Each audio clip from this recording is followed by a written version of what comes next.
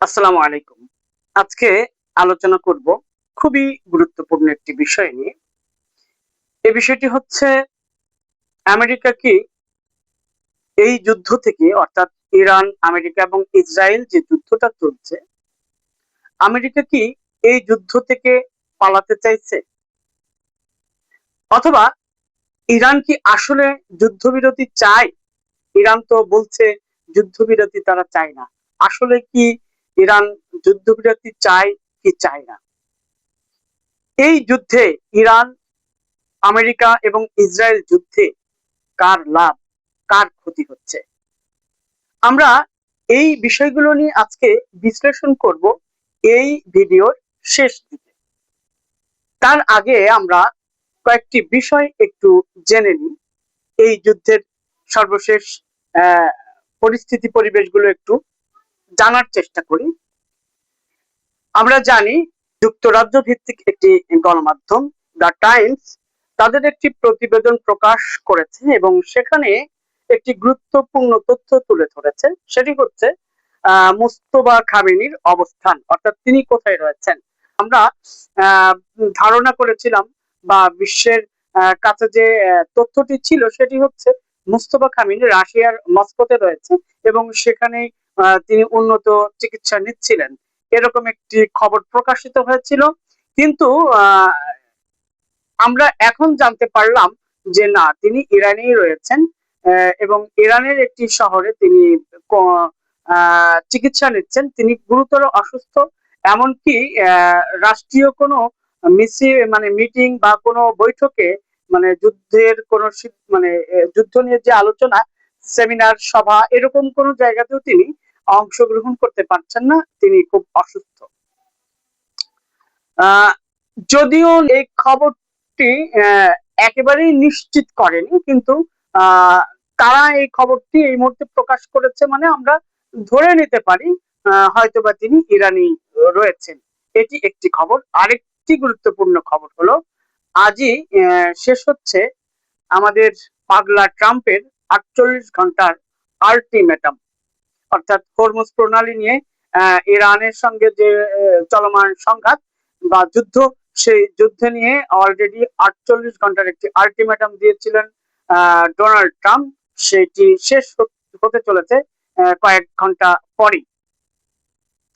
এছাড়া আমরা জানি যে এর বাইরে অপরদিকে ইরান আবার আমেরিকাকে 48 ঘন্টার একটি আলটিমেটাম দিয়েছে।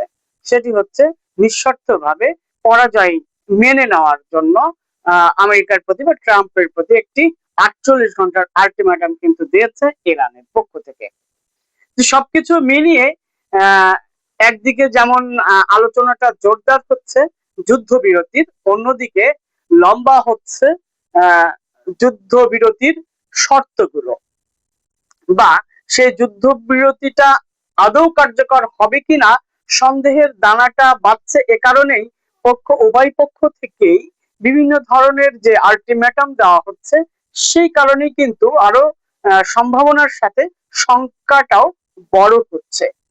এটি স্বাভাবিক বিষয়, কেননা আমরা তো আশা করি যে যুদ্ধে বিরতি হোক। আহ এর কারণ হলো আহ গোটা বিশ্বে একটি অশান্তির সৃষ্টি হচ্ছে, অস্থিতিশীল পরিবেশ তৈরি হচ্ছে। এই কারণে আমরা বিশ্ববাসী চাই যুদ্ধ ছাড়া যদি কোনো আলোচনার মাধ্যমে সমাধান পাই, সেটি আমাদের বিশ্ববাসীর জন্য মঙ্গল। এখন বিষয়টি হলো আমরা আলোচনা করব, এই ছিল মোটামুটি যুদ্ধের সর্বশেষ আপডেট।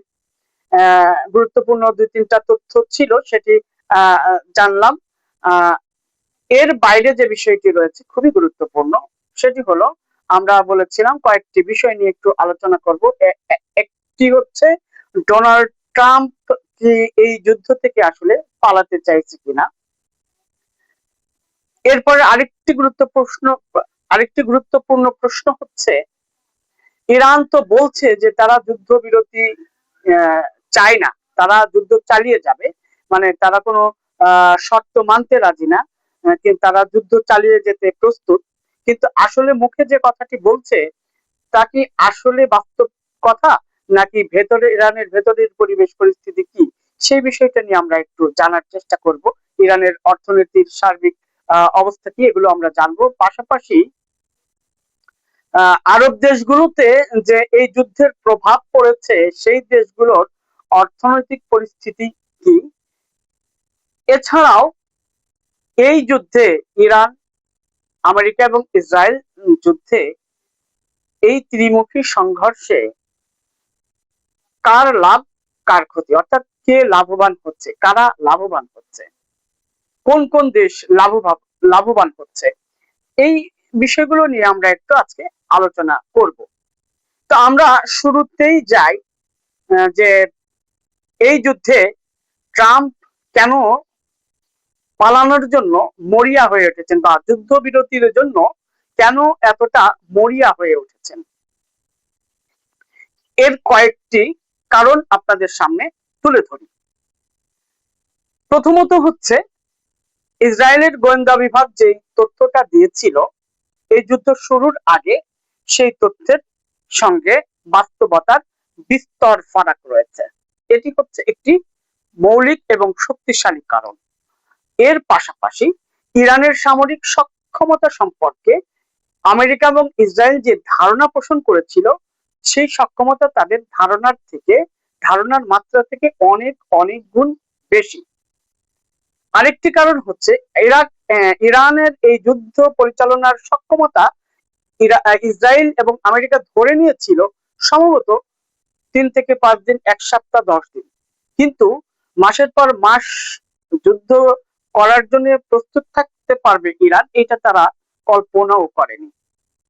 এর সঙ্গে রয়েছে আমেরিকার অর্থনীতি এবং ভেতরের রাজনীতি, প্রশাসনিক অবকাঠামোর যে সংকট তৈরি হয়েছে, দুর্বলতা তৈরি হয়েছে, বিশেষ করে সামরিক বাহিনীতে, এইগুলো হচ্ছে আমেরিকার জন্য বড় সংকট হয়ে দাঁড়িয়েছে। যে টমাহক মিসাইল দিয়ে, মানে আকাশ প্রতিরোধ ব্যবস্থার জন্য যে টমাহক মিসাইল ব্যবহার করা হয়, সেটা মিলিয়ন বিলিয়ন ডলার। ধারণা করা হচ্ছে এখনো পর্যন্ত ইরান যুদ্ধে আমেরিকার অন্তত 120 থেকে 130 বিলিয়ন ডলার ইতিমধ্যেই ক্ষয়ক্ষতি হয়েছে, খরচ হয়ে গেছে। এই সংখ্যাটা কম বা বেশি হতে পারে, তবে বিভিন্ন আন্তর্জাতিক গণমাধ্যমের যেসব বিশ্লেষণ রয়েছে, সেসব বিশ্লেষণ থেকে মোটামুটি এরকম একটি ধারণাই করছেন সমরবিদ এবং বিশেষজ্ঞরা, যে 120 থেকে 130 বিলিয়ন ডলারের মতো খরচ হয়েছে আমেরিকার এই যুদ্ধে। এর সঙ্গে আমরা জানি মার্কিন আমেরিকা জুড়ে কিন্তু এখন ক্ষোভ, বিক্ষোভ, আন্দোলন চলছে ট্রাম্প প্রশাসনের বিরুদ্ধে। প্রায় কয়েকদিন আগে প্রায় 80 লক্ষ মানুষ রাজপথে নেমে আন্দোলন করেছে। এরপর সামনে নির্বাচন, ট্রাম্পের অবস্থা এমনিতেই ভালো না। সবকিছু মিলিয়ে মনে হচ্ছে না ট্রাম্প এটি বুঝতে পারছেন না। ট্রাম্প বরঞ্চ এটি বুঝতে পারছেন বা অনুধাবন করতে পেরেই ভেতর ভিতরে দুর্বল হচ্ছেন, ঘামছেন। এর সঙ্গে আমরা আমেরিকার সেনাবাহিনীকে যে এতটা মানে শক্তিশালী, সামর্থ্যবান মনে করতাম, বিশ্বের সব থেকে সেরা সামরিক বাহিনী মনে করতাম, সেই সামরিক বাহিনীর মধ্যে যে তাদের ভেতরে যে ভয়, শঙ্কা এবং মতানৈক্যতার দানাটা বড় হচ্ছে, সেটা আমরা কয়েকটি উদাহরণেই বুঝে যেতে পারি। এর মধ্যে একটি হচ্ছে, আমরা জানি চিফ অফ আর্মিকে জর্জকে ইতিমধ্যেই কিন্তু স্বেচ্ছায় অবসরে পাঠানো হয়েছে। এর কারণ তিনি অনেকটাই বিদ্রোহ করেছিলেন, এই যুদ্ধের সঙ্গে তার ভিন্ন মত পোষণ করেছিলেন, এটি ছিল তার বড় অপরাধ। শুধুমাত্র চিফ অফ আর্মিকেই নয়, বরঞ্চ আরো 12 জন জেনারেলকে সে সঙ্গে স্বেচ্ছায় অবসরে পাঠায় আমেরিকান সেনাবাহিনী থেকে। এছাড়াও আরেকটি গুরুত্বপূর্ণ খবর প্রকাশিত হয়েছে, যা রীতিমতো মানে পিলে চমকে যাওয়ার মতো, চোখ কপালে ওঠার মতো আর কি।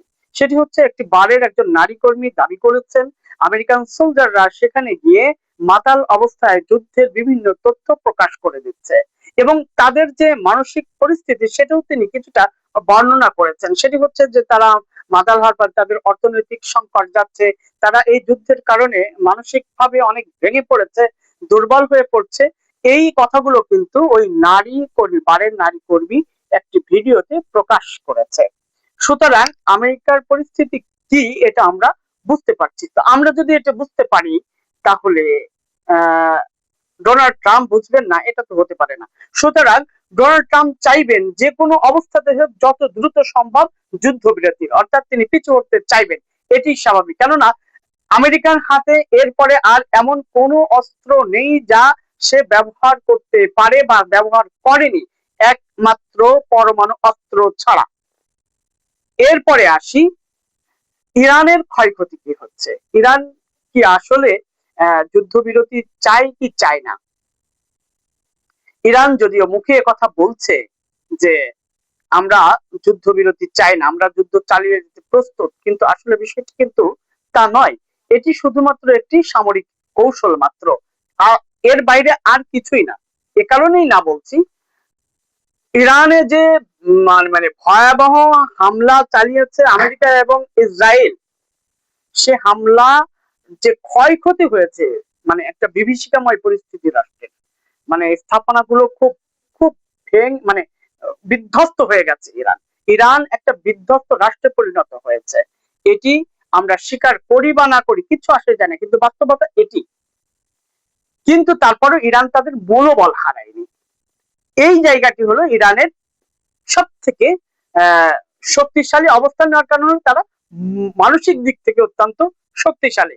ইরানের নাগরিকরা এবং ইরানের সরকার এই কারণেই মনোবলটা হারায়নি। তারা বলছে আমরা যুদ্ধ চালিয়ে যেতে প্রস্তুত, সক্ষম।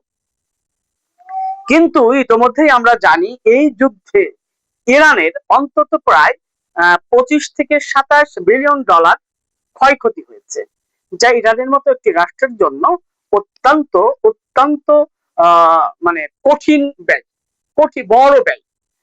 এবং যদিও ইরান এই যুদ্ধকে কেন্দ্র করে হরমুজ প্রণালী কেন্দ্রিক তাদের যে তেলের বাজারটা রয়েছে আর কি, এই তেলের যে বাজারটা, সেটা যেহেতু তেলের দাম বেড়েছে, আমরা জানি ডলার মানে ব্যারেল প্রতি অন্তত প্রায় অর্ধেকে, মানে $65 ছিল, এখন তা মানে 120-30 ডলার পর্যন্ত বেড়ে গেছে।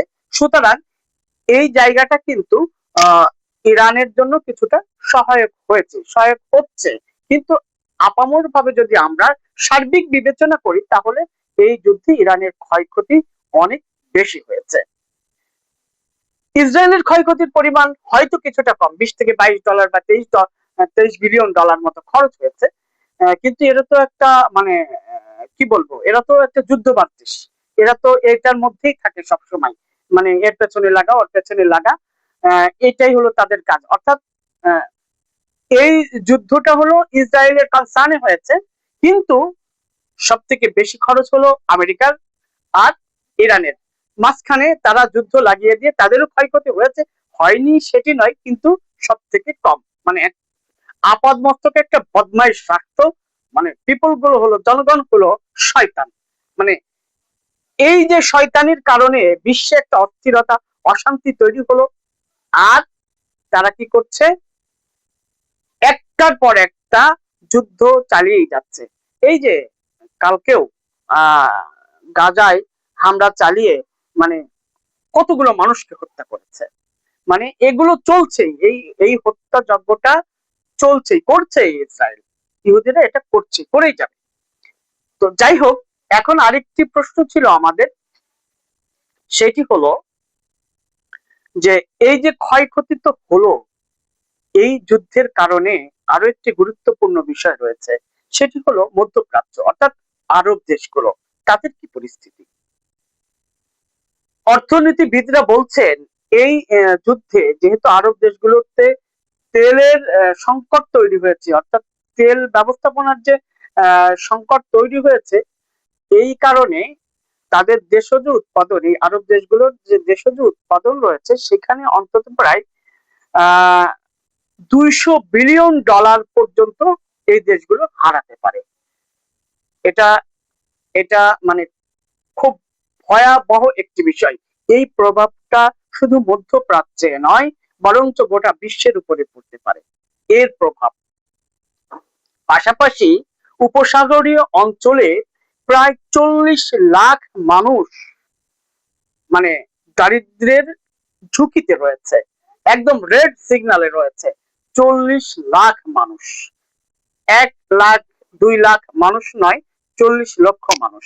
এই প্রতিবেদনটা প্রকাশ করেছে জাতিসংঘের উন্নয়ন কর্মসূচি বা ইউএনডিপি একটি প্রতিবেদন এটি প্রকাশ করা হয়েছে।